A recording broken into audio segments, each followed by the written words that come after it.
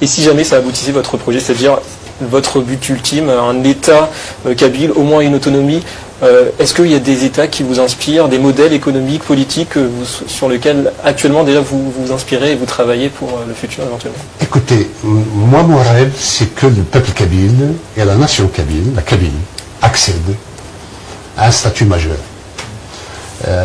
Nous avons pris pour modèle un certain nombre de pays. Notre venue ici a aussi été motivée par le fait que, par un rêve, celui de voir en Israël comment pourrait être la Kabylie d'ici 10 ans, 15 ans. Vous inspireriez directement du modèle de l'État islamique. Israël nous inspire sur son ouverture, son pluralisme, sa modernité et son investissement dans la recherche et la technologie, plutôt que dans l'intégrisme et le fait d'aller à la mosquée. Israël nous inspire. Alors, on entend parfois, ça et là, que la Kabylie a des liens historiques avec le peuple juif. Vous l'avez dit tout à l'heure, les Kabyles sont un peu le nouveau peuple juif. Est-ce que vous pouvez nous en dire plus? Oui, nous considérons, pas que nous considérons, nous trouvons autour de nous pratiquement 50% des noms de lieux et de noms de famille comme étant juifs. Hein. Donc il est certain que la judaïté a existé il y a un certain temps en Kabylie.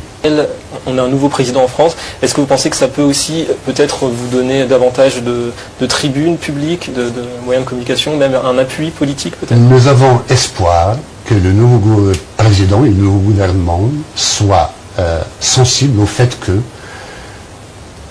l'héritage colonial, c'est-à-dire les frontières héritées de la colonisation, ne soient plus des carcans dans lesquels le jacobinisme puisse sévir contre les identités, contre la liberté des peuples.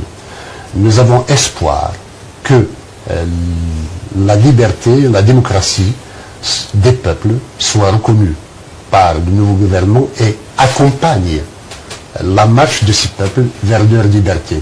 Intervenir comme la France l'avait fait en Côte d'Ivoire il y a 2 ans serait ruineux pour son image. Et par contre, peser sur le gouvernement actuel algérien, Alger, ça vous paraît possible? Peser, avoir un poids politique? La France a tous les moyens de peser sur le gouvernement algérien pour accompagner la Kabylie vers son destin. Surtout que la Kabylie est un bastion de la francophonie. Et si la France perd la Kabylie, elle ne perdrait pas que cette partie du territoire algérien, elle ne perdrait pas que l'Algérie, elle perdrait toute l'Afrique du Nord, dans la Kabylie et le pivot. La NAVAD ne fait pas la politique étrangère de l'Algérie, avec l'antisémitisme et l'anti-judaïsme. Non. La Kabylie a sa propre vision du monde et peut valoriser la langue qui lui plaît. Et